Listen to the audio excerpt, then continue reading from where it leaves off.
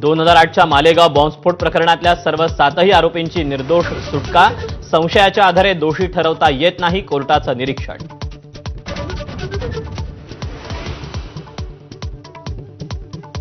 दुचाकी साध्वी प्रज्ञा सिंगची होती आणि आरडीएक्स कर्नल प्रसाद पुरोहितांनी पुरवल्याचं सिद्ध नाही, कोर्टाचं निरीक्षण. निकालानंतर आरोपींना अश्रू अनावर.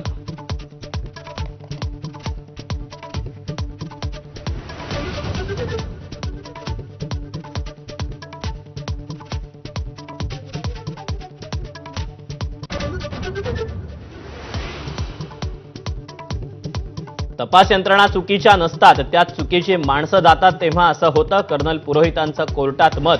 तर देवाला कलंकित केलं, संन्यासी म्हणून आपण जिवंत, साध्वी प्रज्ञा सिंग यांची कोर्टात प्रतिक्रिया.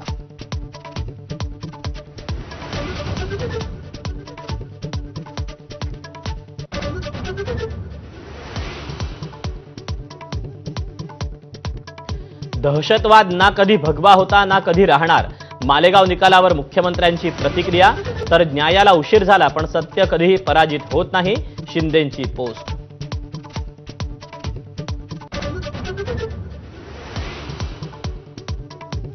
आरोपींची निर्दोष सुटका होताच मालेगावात हिंदुत्ववादी संघटनांचा जल्लोष, फटाके फोडण्यास मज्जाव केल्यानं पोलिसांसोबत बाचाबाची. तर पुण्यात कर्नल पुरोहितांच्या घराबाहेर फटाके फोडून पतितपावन संघटनेचा जल्लोष.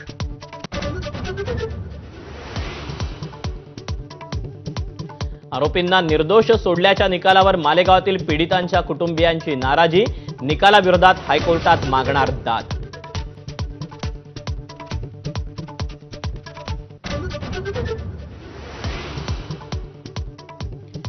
नमस्कार, मी दीपक पळसुले. दुपारचे 2 वाजता आहेत. बातमीपत्रामध्ये आपल्या सगळ्यांचं स्वागत आणि आजच्या दिवसभरातली सगळ्यात मोठी आणि महत्त्वाची बातमी पाहूया. संपूर्ण देशाचं लक्ष लागून राहिलेल्या 2008 मधील मालेगाव स्फोट प्रकरणाचा